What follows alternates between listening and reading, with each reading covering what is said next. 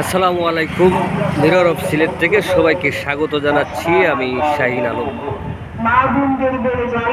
দর্শক, আপনারা জানেন সিলেটে ইতিমধ্যে পাহাড়ি ডলে এবং ভারী বর্ষণের ফলে সিলেটের বিভিন্ন উপজেলার নিম্নাঞ্চল প্লাবিত হয়েছে।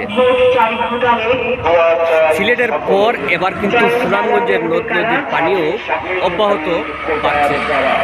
আমি এখন রয়েছি সুনামগঞ্জ জেলার সুরমা নদীর উপরে।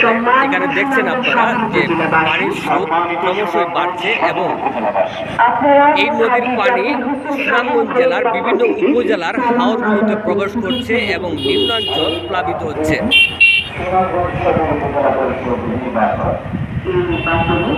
এবারের পানি কিন্তু একটু দেরিতে আসলেও আবার কিন্তু দেরিতে যাওয়ার সম্ভাবনায় রয়েছে, এমনটাই কিন্তু জানিয়েছেন আবহাওয়াবিদরা। সিলেটে বিভিন্ন উপজেলার নিম্নাঞ্চল প্লাবিত হওয়ার পর সিলেট শহরের ভিতরেও কিন্তু অনেক জায়গাতে পানি প্রবেশ করেছে।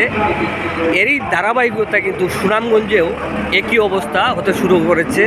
সুনামগঞ্জের যেসব হাওর রয়েছে সেই সব হাওরের নিম্নাঞ্চল কিন্তু প্লাবিত হচ্ছে, বিভিন্ন বেড়িবাঁধ ভেঙে কিন্তু পানি প্রবেশ করছে।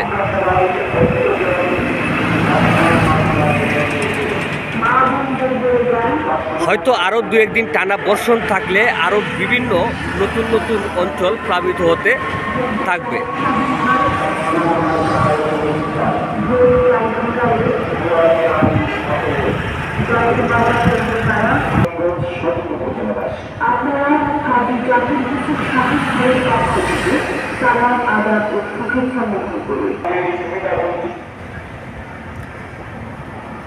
সুনামগঞ্জের সুরমা নদীর কানায় কানায় পানি ভরাট হয়ে গেছে। এই পানি কিন্তু সুনামগঞ্জের যেসব হাওর রয়েছে সেই সব হাওরে কিন্তু বেড়িবাঁধ ভেঙে বিভিন্ন হাওরে প্রবেশ করছে এবং সুনামগঞ্জ জেলার বিভিন্ন উপজেলার নিম্নাঞ্চল প্লাবিত হচ্ছে।